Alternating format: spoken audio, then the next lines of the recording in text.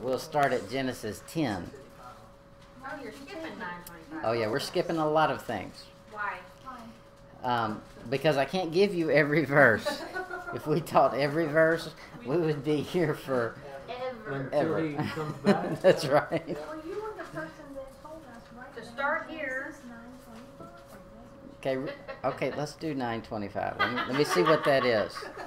Let me see what 9:25 is. It says go to chapter 10. Yeah. No, we're not going there. I put it down there. Oh, I know. Yes, He said go to I was avoiding that verse. Okay. Then go to chapter 10. That's what it says. Yeah. The race You can. issue. Yeah, that's the race issue. Well, we're there now, so we got to do it.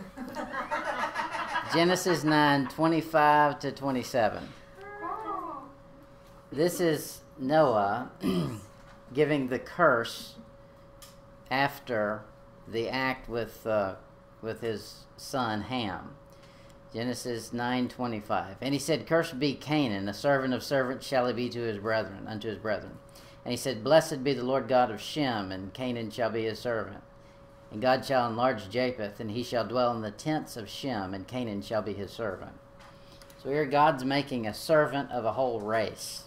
That race is black. That's Ham. The meaning is burnt black, but it's not just Ham. And here's where people mess up. They try to say that that means all black people have a curse. That's not what the verse says. The verse doesn't say cursed is Ham. It says cursed is who? Canaan. Canaan. That's the occupants of Israel, the land, before Moses shows up. So it's Canaan that's cursed, not Africa. Big difference. Because there are many sons born to Ham. Canaan is only one of them, and they all produce different nations. And that is where you'll find some issues with that book right there. His notes. He doesn't see the difference. All right, that's probably all we need to say about that. But that's a big subject you can study out, and we'll, of course, hit some of those things as we go through. And when it pops up, I'll give you a note. All right, Genesis chapter 10. This whole chapter is goes with the chapter number, which makes good sense, doesn't it? It's chapter 10. 10 in the Bible has a meaning. 10 is a Gentile number. Gentiles count 1, 2, 3, 4, 5, 6, 7, 8, 9, 10, and then we start over 1, 2, 3, 11, 12, 13, 14. We've started it again. That's not the way God counts. God counts 1, 2, 3, 4, 5, 6, 7. Monday again. 1, 2, 3, 4, 5, 6, 7. That's the way God counts. We count by 10. So when God institutes the tithe for the Levites, he gives them a Gentile number. Why? Because they're going to be in the tribulation in servitude to a Gentile. Furthermore, the tithe, I'm way off subject, we're talking. Furthermore, the tithe in Exodus is food. It's something for the priest to eat.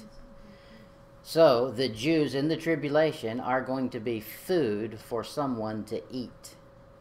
That's why they've got the 10%, and it's a Gentile number, not a Jewish number. Now, that's a whole lot for y'all to work on, and I'll build on it as we go farther into the Bible. But just file that away somewhere, and it'll come back up one day.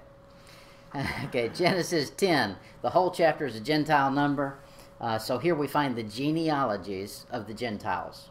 Now, of course, we're going to see other other genealogies in this list as well, but it's going to give you all the genealogies of everyone that's populated the earth now. This is also where we find the first Gentile kingdom, like a city that produces.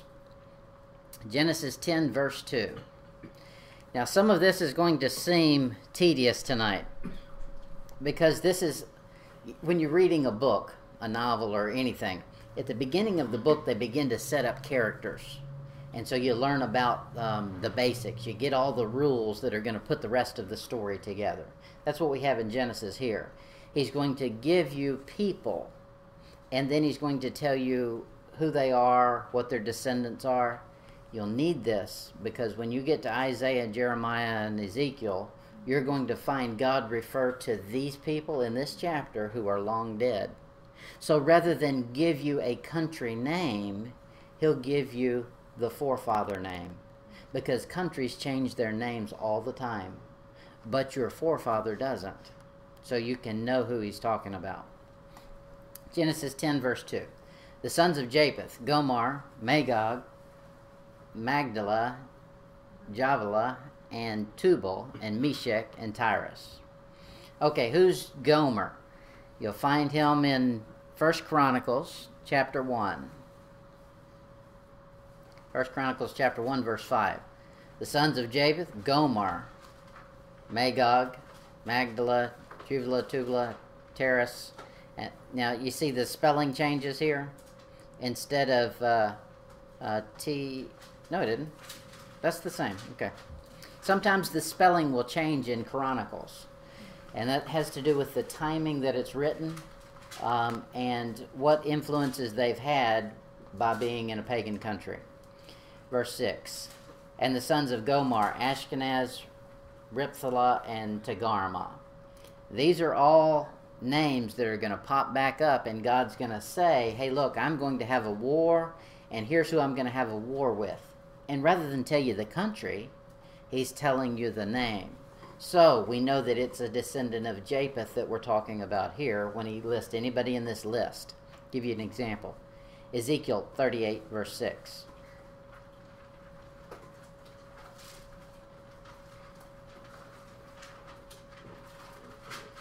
Ezekiel 38, verse 6.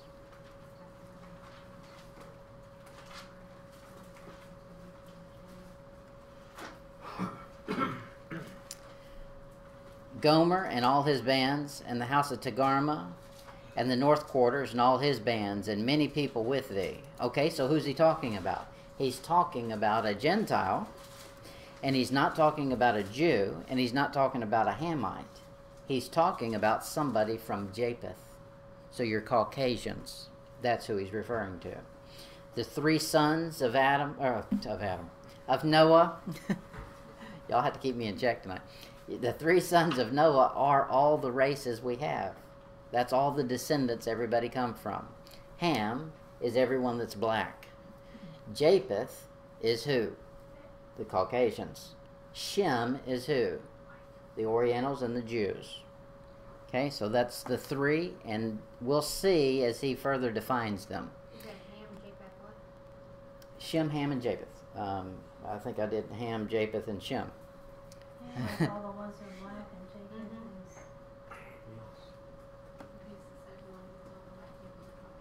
is. Mm-hmm.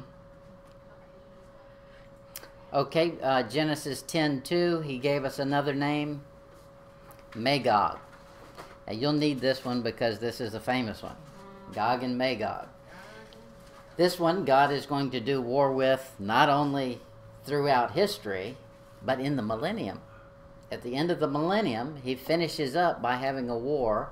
It's called Gog and Magog. Ezekiel 38, verse 2. Ezekiel 38, verse 2. It says, Son of man, set thy face against Gog, the land of Magog, the chief prince of Meshech and Tubal. Okay, those are all the names we just read. And prophesy against him. Okay, all those guys have been dead for thousands of years. So he's talking to their descendants, that race of people, that where those people come from. That's correct. And he's saying it by referring back to the forefather. That way you can trace the line and know who he's talking to. Ezekiel 39, verse 6. Ezekiel 39, 6, God says, I will send a fire on Magog, and among them that dwell carelessly in the isles, and they shall know that I am the Lord. This is God prophesying when he gets ready to do some battle, he's going to do it against these people, our race, and they'll know that it was me. I'm going to sign my name. It's going to be obvious. It wasn't an accident. Somebody's nuclear weapon didn't accidentally go off. I did it. Revelation 20, verse 8.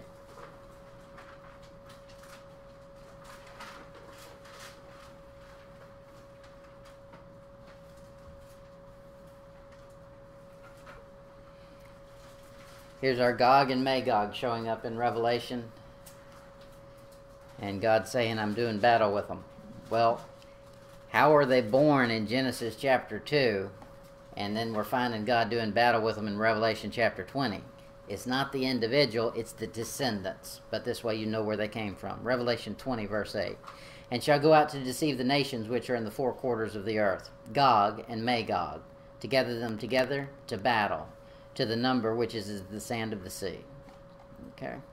All right, the other name we got in Genesis 10:2 is Tubal. Tubal. That's another descendant, and somebody has done it. I don't have it. I've had it before. You can get a chart that'll show you all these families and where they settle, the regions of the nations where they go to, and you can further define it in terms that we understand. You know, the Canadians, Americans, the Europeans.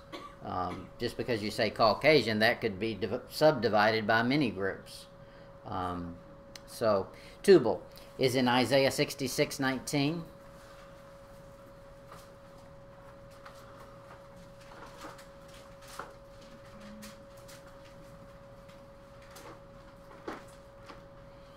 Isaiah 66:19, and I will set a sign among them, and I will send those that escape of them unto the nations, to Tarshish, Pul, Lud. All of these are names of descendants that dwell, that draw the bow, to Tubal. There's our man. And I think that's supposed to be pronounced with a J instead of, or with an H instead of a J. Havilah, Javala, to the isles afar off, that have not heard my fame, neither have seen my glory, and they shall declare my glory among the Gentiles. He uses it again in Ezekiel 27:13. More of the same, and I'm not going to read it. You can just mark it. Meshech, the other one we saw in Genesis 10:2, we find him referred to again, way after he's dead, in Ezekiel 32:26. There is Meshech, Tubal, and all her multitude. This is almost a dig. Rather than saying a nation, we've seen that he uses the forefather. But now he's done something, a play on words. Instead of saying the descendants are a he says her. He's saying Tubal is feminine. Meshech and Tubal are feminine. Even the forefathers are feminine. Her graves are round about them. All the uncircumcised slain by the sword, though they cause their terror in the land of the living. That's in Ezekiel 32:26. So all of these people, God is going to get himself honor on, like he does with Egypt. He's going to be the ruler, so you submit now, or one day you will. And he's starting at the beginning of the Bible, showing us who these people are. They're going to keep being used. So this is the place to get your basics, get the ground rules for who people are, so that when you get into Ezekiel and all those books, that you can say, Meshech, okay, I've heard of him.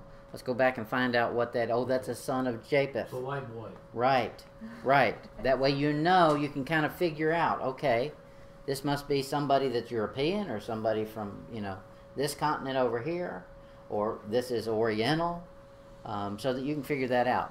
Genesis 10, verse 6.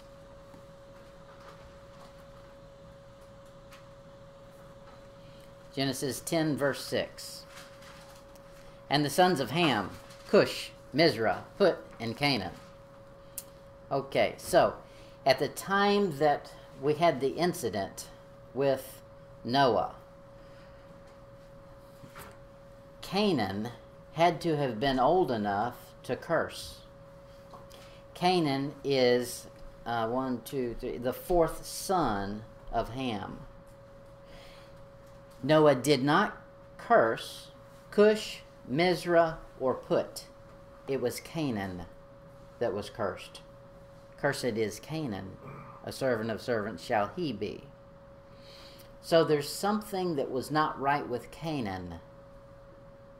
And so Canaan probably picked up this filthiness before the flood by observing what was going on around him. And then after the flood, he influenced his dad Ham with this same problem. And then when he did it with Noah, Noah comes to and curses Canaan, the originator of it. Ham, we'll find him several places. Ham is, of course, the meaning of the word is burnt black. So that's your black people, be they from different regions. Now, we think of them as continents, but of course this is not continent time yet. This is just land mass as one. We'll find it divided shortly. At this point, it's all an island. So Ham, who is Ham? Exodus 20, verse 1 and 2.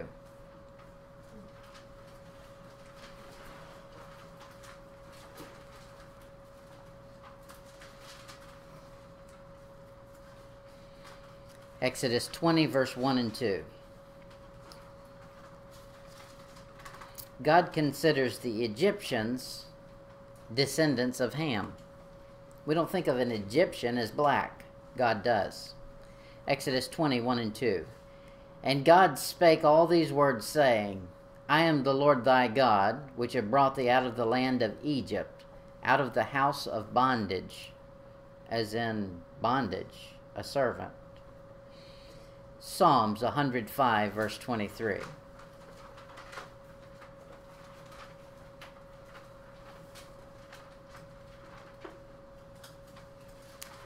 Here's what God says of Egypt. He said there's people who dwell in Egypt, and it's their territory. Psalms 105, verse 23.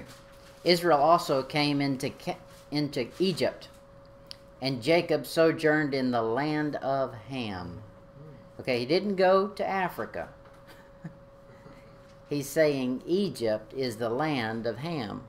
That's where the Egyptians, that race of people, began, was in Egypt. And you can follow that subject, follows all the way through down to verse 27. In verse 27 it says, they showed him signs among them and wonders in the land of Ham. Talking about God doing the miracles and the plagues. Psalms 106, verse 21.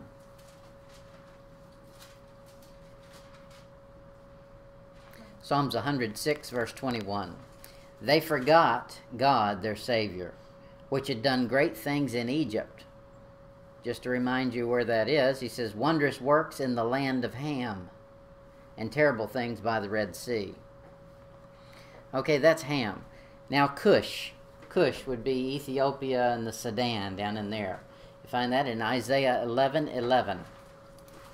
This is tedious, I know, but you need to get these details down, and then as we move into prophetic books, we'll be able to understand what it's saying. I did a timeline as I read through Genesis. I got a big notebook and I did timeline for this one's son.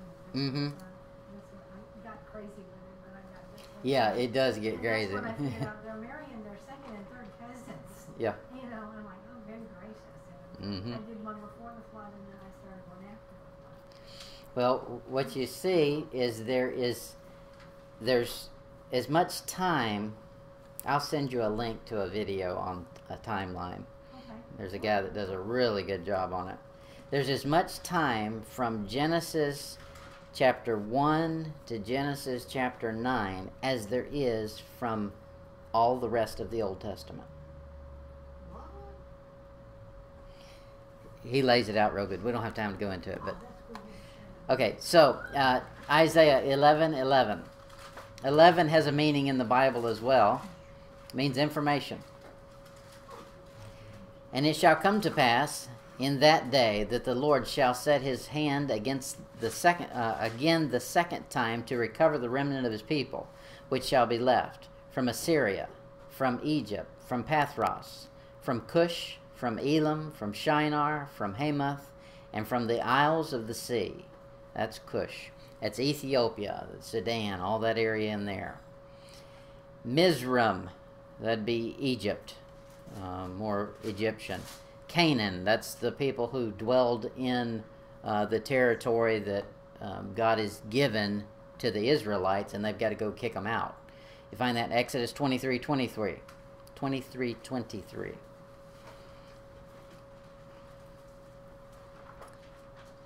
Canaan, that's the one Noah cursed. Exodus 23:23. For mine angel shall go before thee, and bring thee into the Amorites, and the Hittites, and the Perizzites, and the Canaanites, and the Hivites, and the Jebusites, and I will cut them off. God says they might be living over there, but it's not theirs. The only way they'll get to stay is if they follow my rules and become a servant of servants. Leviticus 25:38.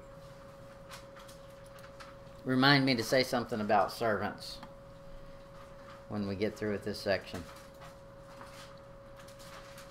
Leviticus 25:38.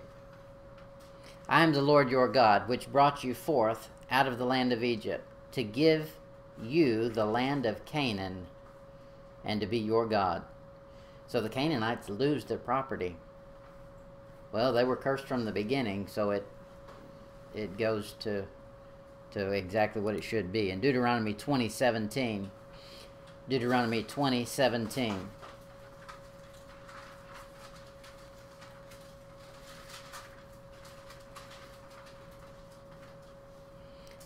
But thou shalt utterly destroy them, namely. Okay, so I'm going to get specific about it. The Hittites and the Amorites, the Canaanites, the Perizzites, the Hivites, the Jebusites, as the Lord thy God hath commanded thee. Okay, the idea of slavery. You're going to find this in the Bible. Slavery is in the Bible, and we saw that Canaan was cursed with a curse to be. That's a little wobbly, and I'm nervous looking at you. Yeah. Oh well. If it falls, we'll fix it. No, I was really no, I was worried about you. I don't know. You can't hurt steel. Oh my word. Okay, so back to Bible. The curse is on Canaan. So Canaan is said to be a servant of servants. That means he'll be a slave, right? You find slaves all through the Bible. You have a whole book in the Bible dedicated to a slave. Anybody know what that book is? Philemon? Philemon. Philemon is a slave. So slavery is in the Bible. So don't say that there's something wrong with slavery. I'll tell you what the Bible says there is something wrong with. How you obtain a slave. Now, the way that slavery was brought to America is wrong according to God. Because if you are a man-stealer, he declares capital punishment. So if you've stolen a person, the way you become a slave according to the Bible is because you owe a man and you can't pay. So you indenture yourself. You say, look, I owe you, whatever it is I borrowed, and I can't pay it. How about we work out a deal? I'll come over and, mow your grass for 3 weeks. And he says, okay, that sounds good. That's the biblical standard for slavery. But to steal a person is on the list of capital punishment for God. And we'll find that in Exodus when we get to it. Genesis 10:10. Now, what was I to remind you of? I just did it.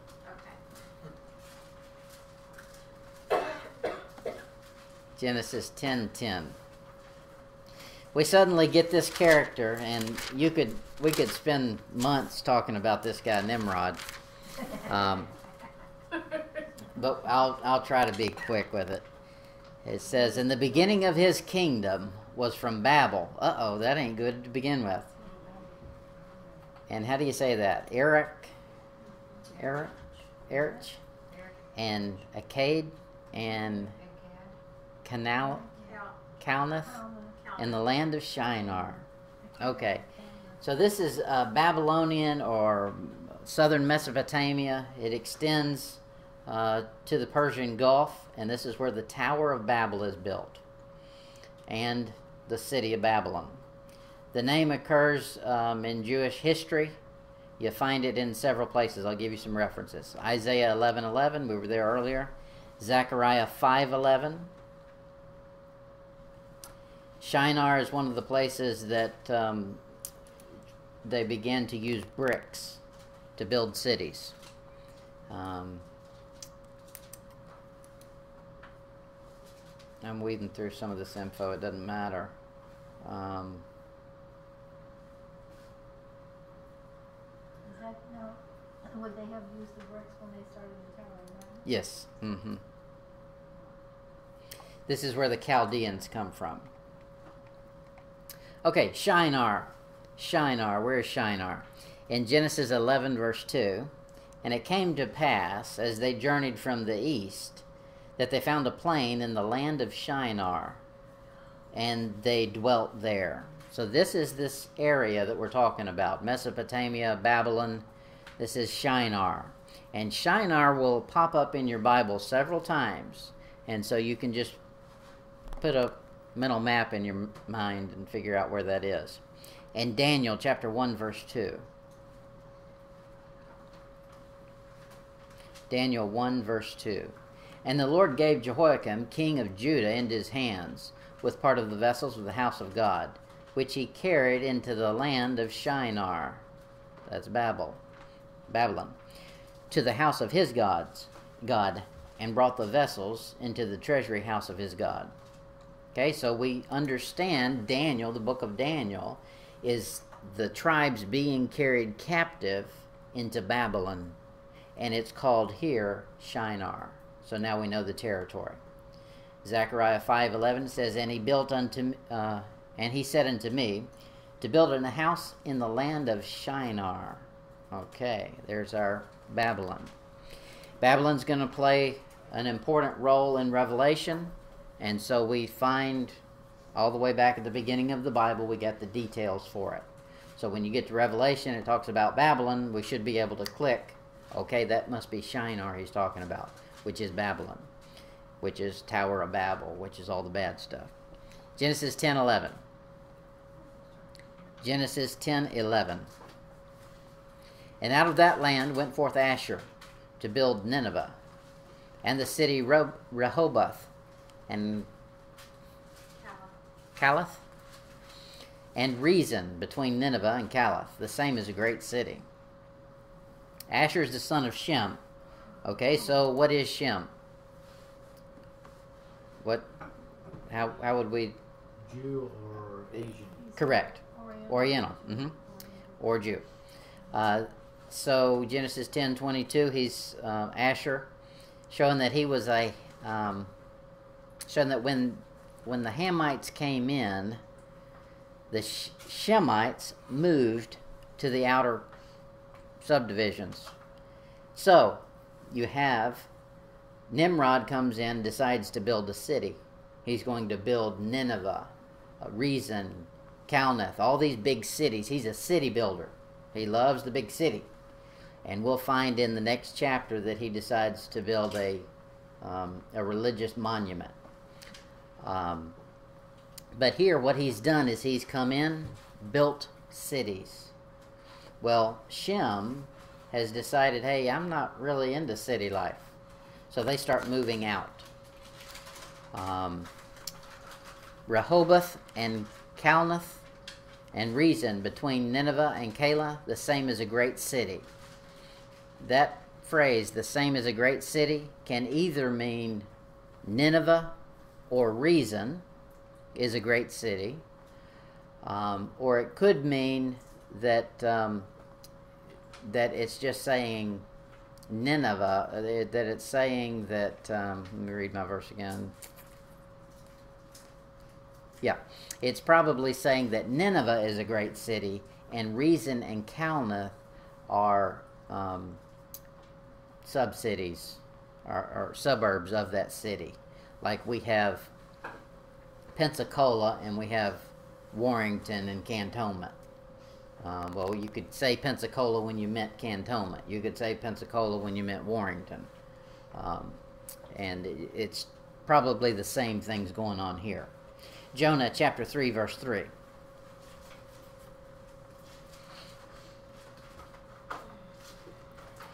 Here's why I think that he's talking about Nineveh was the great city, and these other cities was subdivisions of it. In Jonah 3:3 it says, "So Jonah arose and went unto Nineveh, according to the word of the Lord. Now Nineveh was an exceeding great city, 3 days' journey." Okay, so Nineveh is probably a big city that has little cities within it. Genesis 10:15.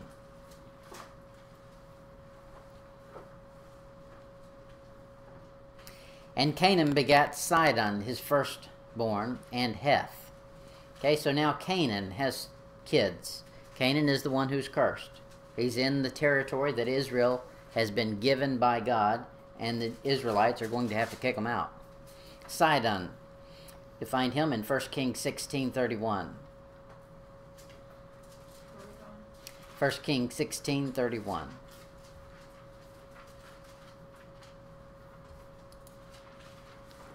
And it came to pass, as if it had been a light thing for him to walk in the sins of Jeroboam the son of Nebat, that he took the wife of Jezebel, daughter of Ethbaal, king of the Zidonians, and went and served Baal and worshipped him. There's your Zidonians. So that would be in the northwest corner of Israel today. If you're looking at the map, you'll see it goes at a loop like that, and then you'll see a inlet at the top like that, and Sidon is right up there. I don't have my thing to draw with tonight, so you have to picture it in your mind. Heth, the next son, Heth, means dread. So he's a scary person. Heth, and that'd be a good Halloween message there. Heth is the scary man. Means he's a male descendant of Canaan, the ancestor of the Hittites. You find them in Genesis 10:18, Deuteronomy 7:1. They dwelt a long ways away from his brother. They dwelt in Hebron. That's where David is first made king. The Hittites were, of course, from Ham, and from Canaan in particular. They're called the sons of Heth. Heth was the ancestor of who? Ham, Ham. directly from Canaan. I'll give you a passage that talks about Heth. That is Genesis 23, 3-10, and we're not going to read all that, but I'll just pull out some important verses on it. In verse 3 he said, "And Abraham stood up from before his dead and spake unto the sons of Heth." Okay, so what has happened here is Sarah has died, and he needs to bury Sarah. So he's right now down here in the middle part of Israel, the lower end of Israel. And he's talking to the sons of Heth, Hittites. And he's saying, I need to bury my wife. And you'll find this whole thing talks about him getting a parcel of land, the cave Machpelah. And these are all from the children of Ham, Ephron and the Hittite. So they're Hittites right in there. And he buys that parcel of land, and that's where he buries her, and they all get buried there. But that shows you who this Heth is that we found in our verse. Doesn't Jacob? Yes, buries Rachel there. No, he does not bury Rachel there. He buries Leah there. Yeah. Jacob was buried in Bethlehem. What would be Bethlehem? No, she gets Jericho. Yeah, the city of palms. City of palms. Yes, and it's called Deborah's palm. Deborah's well, I think, is what it's called.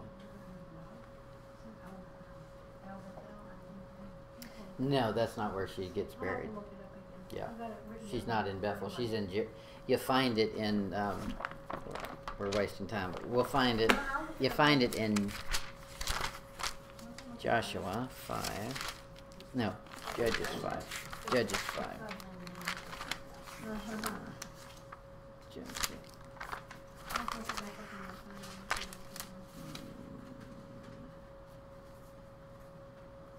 No, it's chapter 4.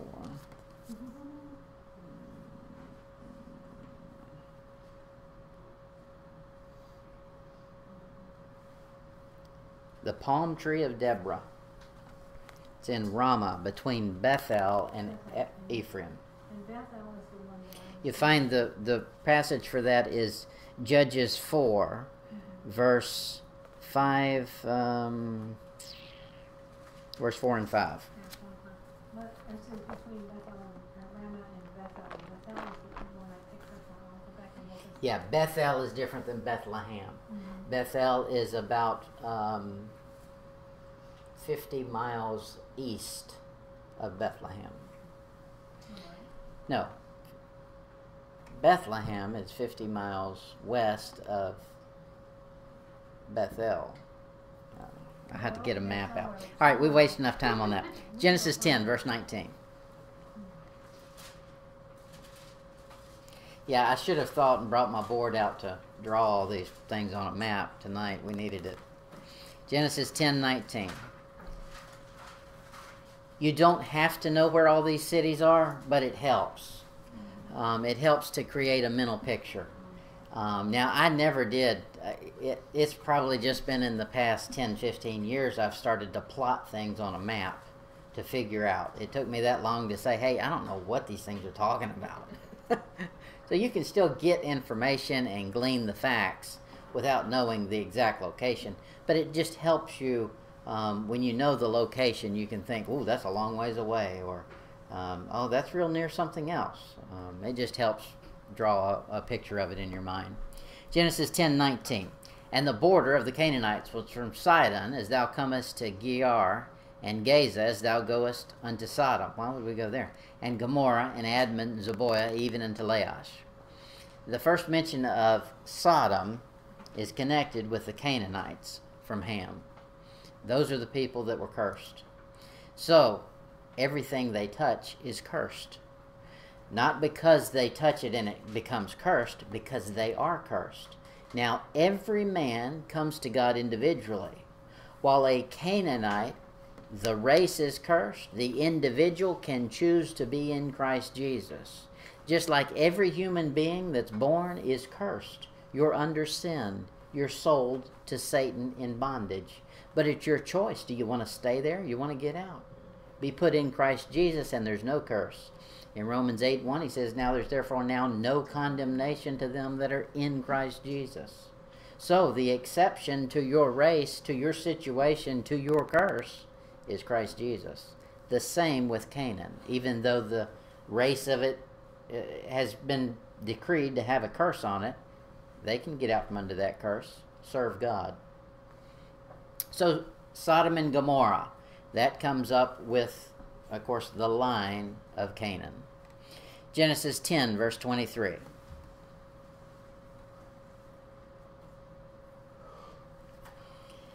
Yeah, we're getting a lot of tedious names tonight, but that's okay. We need them. Genesis 10:23. And the children of Amram, Uz, Hul, Gether, and Mash. That's not a TV show. Uz. Uz is a famous place. What's everybody know about Uz? Job lived there. Yes. This is the ancient land where Job lived. It's mentioned in the Bible in 3 verses. Job 1:1, Jeremiah 25:20, and Lamentations 4:21. It's probably named after Uz that we just read in that verse, the son of Amram, who settled in this area. It's conquered by the Horites and eventually the Edomites, and becomes known as the land of Edom. You find that in Lamentations 4:21. And God has declared he's going to have war against it forever. Judges chapter 5, verse 4.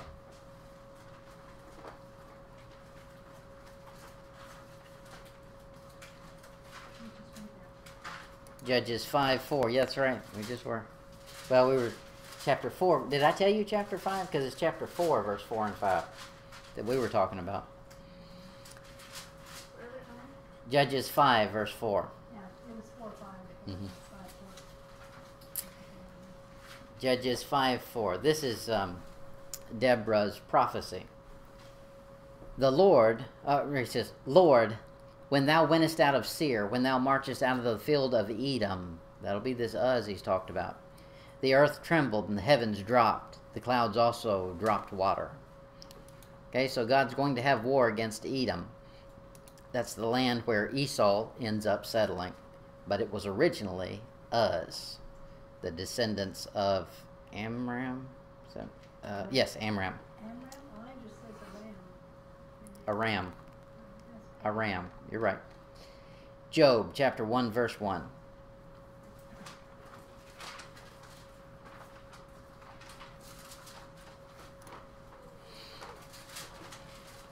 This book starts out and you think you're going to find out about golden slippers and the Wizard of Oz, but there was a man in the land of Uz, not Oz, whose name was Job. That man was perfect and upright, one that feared God and eschewed evil. Okay, this is that same area, that same territory. And it eventually will become Esau's. Isaiah 34, verse 5.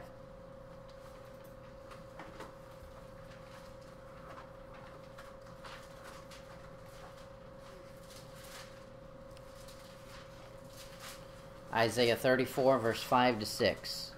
For my sword shall be bathed in heaven.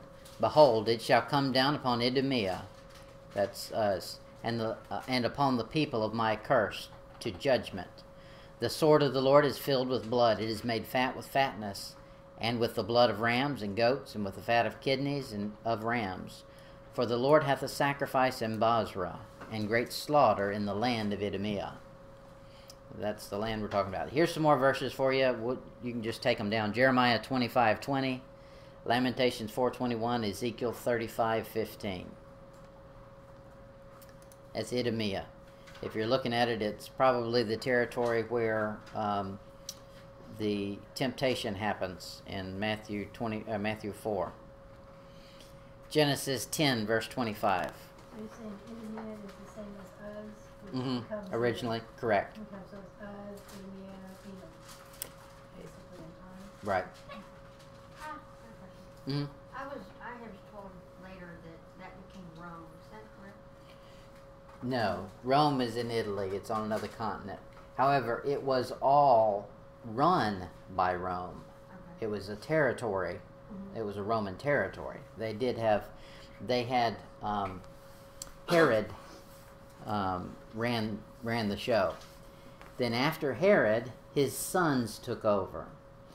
He had 4 sons. Of those 4 sons, he split up the areas and said, you control this part, you control that part. You know that from when Jesus is born, they flee to Egypt.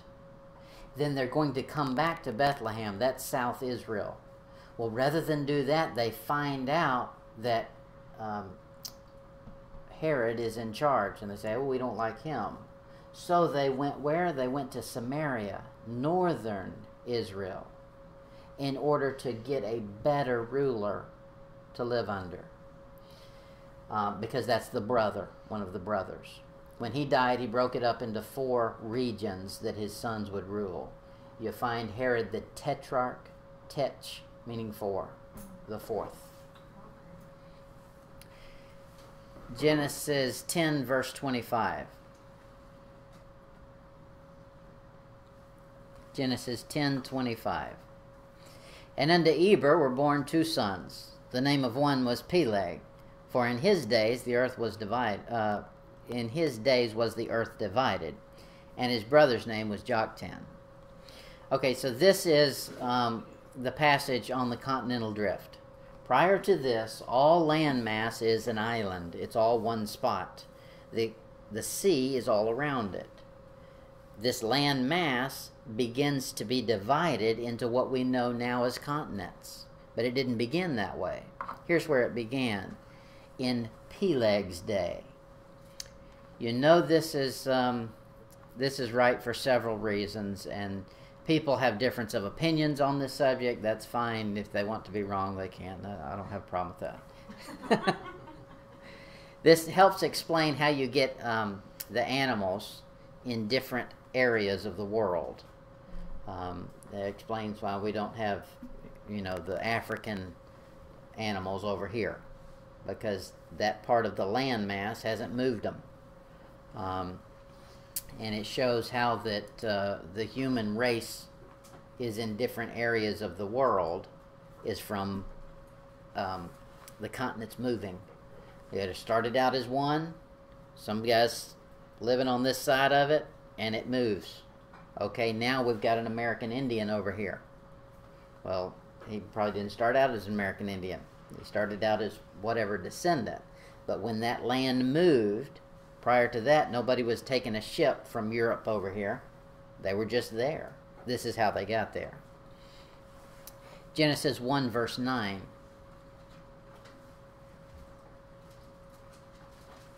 Genesis 1 verse 9. And God said, let the waters under the heaven be gathered together into one place, and let dry land appear. And it was so. And God called the dry land earth, and the gathering together of the waters called he seas. And God saw that it was good. So there's land originally, earth, the ground, one spot, just a big island surrounded by water. Deuteronomy 32 verse 8.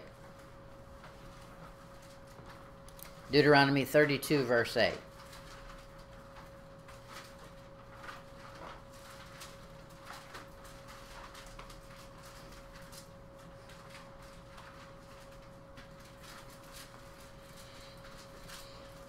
You'll need these verses to explain the continental drift. When the Most High divided the nations their inheritance, when he separated the sons of Adam, he set the bounds of the people according to the number of the children of Israel. Okay, so God set 12 divisions. He divided this earth up into 12 masses according to the number of the children of Israel. And that's where he's doing it. You'll find it again in Acts 17.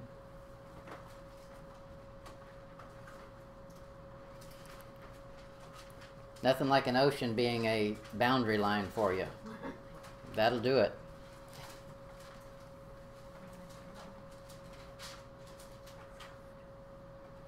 Acts 17:26. And hath made of one blood all nations of men for to dwell upon the face of the earth, and hath determined the times before appointed and the bounds of their habitation, that they should seek the Lord, if haply they might feel after him and find him, though he be not far from every one of us. Okay, so God says, I've got a plan in this dividing. God didn't divide to punish, he divided to bless. He said, when I divide them, it's going to make things tough. They're going to need to depend on me. And they'll feel after me.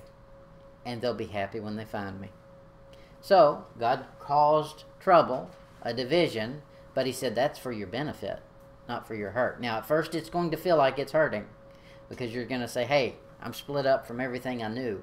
There's a boundary here, an ocean, and I don't know how to get across it. He says, but when you're in that position, alone, you'll look to me, and you'll find me, and then you'll get happiness. The way you know this is the continental drift is because of the use of the word earth. Earth.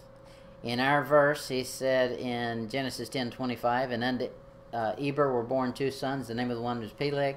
For in his days was the earth divided. Okay? The earth, not world. The word is earth. Up to this point, and I've got listed in the book lots of references. There's probably 30.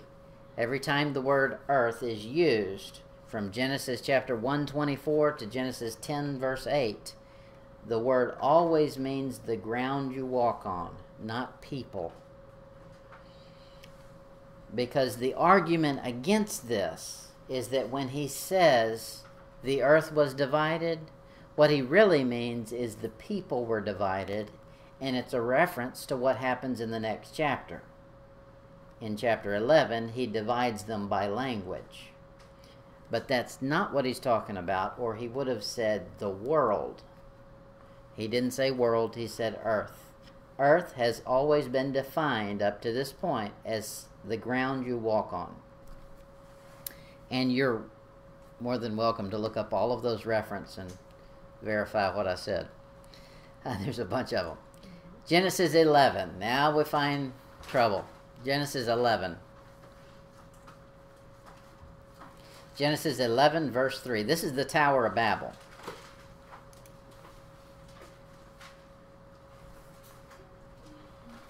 Genesis 11, verse 3. And they said one to another, Go to, let us make brick, and burn them thoroughly. And they had brick for stone, and slime had they for mortar. Remember who liked to use brick to build cities? Well, they did eventually, yeah. It started with the descendant that we read about, Nimrod. Verse 4. And they said, Go to, let us build us a city and a tower, whose top may reach unto heaven, and let us make us a name. That's an important phrase. Lest we be scattered abroad upon the face of the whole earth. Earth still meaning ground, not people. You wouldn't want to be scattered abroad on the face of all people.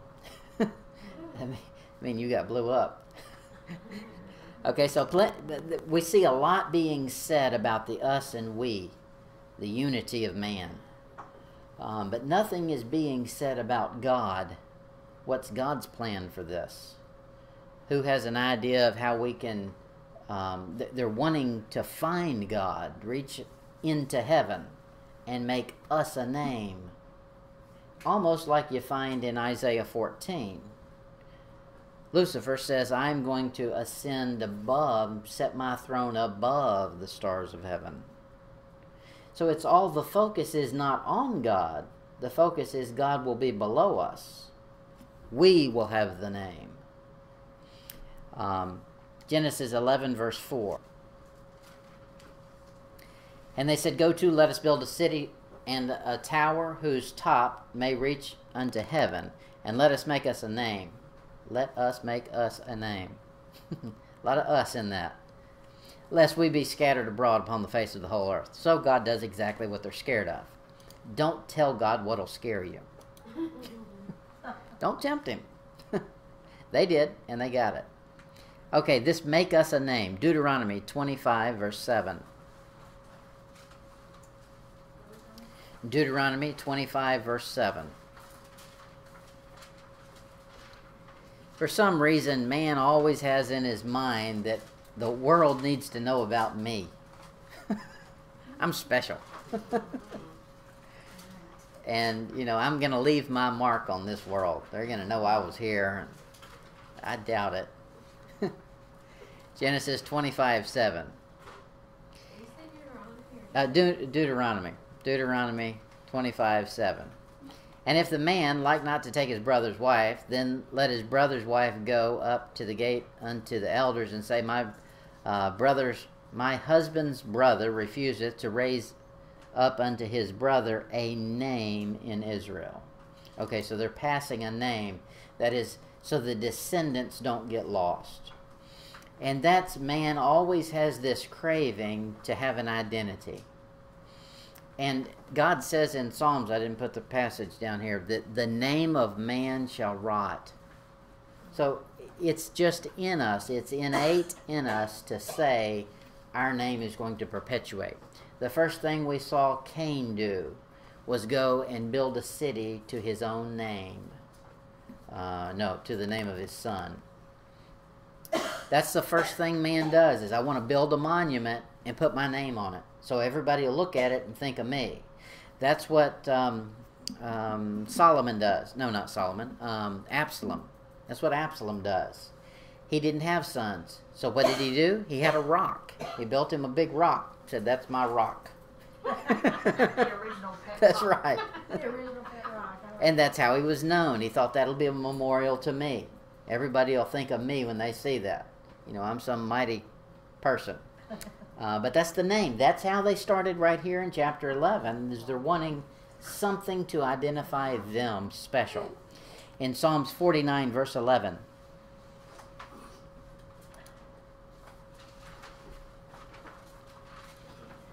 Genesis 49, 11. You say Psalms or Genesis? I don't know. Psalms 49, 11. Are you saying that have someone supposed to rock star? Yeah.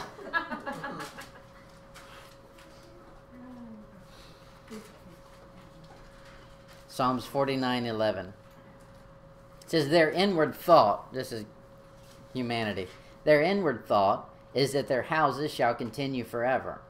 Well, not down here. We've seen too much. We know what a termite is, so. Their dwelling places to all generations. They call their lands after their own names.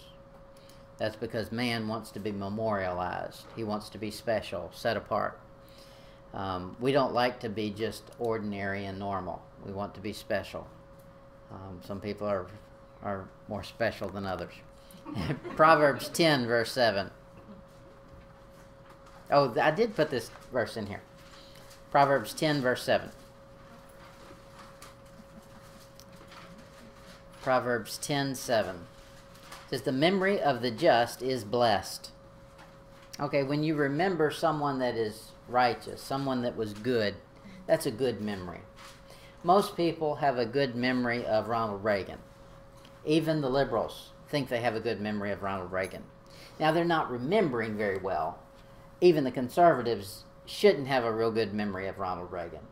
Remember Iran-Contra, and there's plenty of, Oliver North, and all those things. There's plenty of things we could remember bad about him, but the basic memory of him is he did good. Okay, so when you think of a good man, it's a good thought. But the name of the wicked shall rot. Even his name is disgusting. If I say Hitler, you don't get a good connotation in your mind.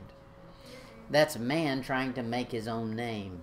Now, Hitler did more to produce his own name than Ronald Reagan did. But which one brings a smile to your face? It's not going to be Hitler. Philippians 2:9. Philippians 2:9. God takes all the pressure off of us. We don't have to have a special name. You don't have to become some professional genius at something that everybody can admire, because we've got something way better than that. Philippians 2:9. Wherefore, this is talking about Jesus, wherefore God also hath highly exalted him and given him a name which is above every name. Okay, so if you are named in the genealogy of Jesus Christ, there's a name that will last, and God has declared that a great name, and it's above any other name. So you don't have to worry about producing some unique thing that everybody can remember for all of eternity, because our great name doesn't depend on us. It depended on Jesus Christ and everything he's done. In Revelation 3, verse 1,